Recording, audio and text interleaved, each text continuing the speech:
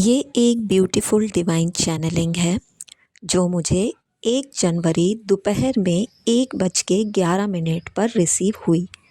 जब मैं पीछे के आंगन में वॉक कर रही थी, सडनली शाही बुलबुल का जोड़ा मेरे बेडरूम की खिड़की के पास ज़ोर-ज़ोर से चिल्लाने लगा। मुझे लगा शायद उनको कोई प्रॉब्लम है और मैं देखने के लिए गई। देखा तो वो दोनों एक ही डगाल पर बैठे हुए थे और ज़ोर-ज़ोर से चिल्ला रहे थे। दोनों बेहद ज़्यादा करीब बैठ के एक दूसरे को चिल्ला रहे थे। थोड़ी देर बाद उसमें से एक शाही बुलबुल साइड के पेड़ पे बैठ गई और दूसरा उसको मनाने के लिए उसे चेस करते हुए फिर से उसके पास जाकर बैठ गया। थोड़ी देर बाद वो फिर से दोनों चीखने चिल्लाने लगे। फिर से दूसरा वाला जो शाही बुलबुल था उसने अपना पोजीशन चेंज करा और फिर से वो दूसरे पेड़ पे जाके बैठ गई। देन अगेन दूसरे शाही बुलबुल ने उसे मनाने के लिए उसे चेस किया, लेकिन इस बार उसने चेस तो किया, पर जब तीसरी बार वो शाही बुलबुल भागी तो अब चेज़र ने कहीं ना कहीं उसका साथ छोड़ दिया और दोनों अलग अलग डायरेक्शन में भाग गए। एक साउथ में चली गई, दूसरी नॉर्थ में चली गई। जैसे ये बिल्कुल ऐसा था कि दो अलग अलग दिशा को पकड़ लेना।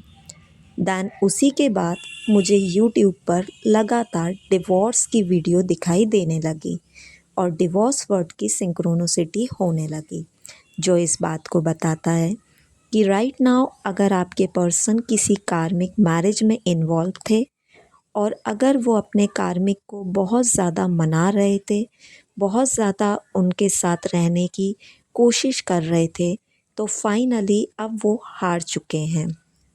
अब ऐसे डिवाइन मैस्कुलाइन जो किसी कार्मिक मैरिज में स्टक थे और बहुत ज़्यादा संघर्ष कर रहे थे, वो अब अपनी लाइफ में मूव ऑन हो सकते हैं, जहाँ पे उनका डिवोर्स या सेपरेशन अपनी कार्मिक वाइफ या कार्मिक हस्बैंड से हो सकता है और वो व्यक्ति अपनी डायरेक्शन चेंज कर सकते हैं या दोनों लोग अपनी अपनी डायरेक्शन को बदल सकते हैं।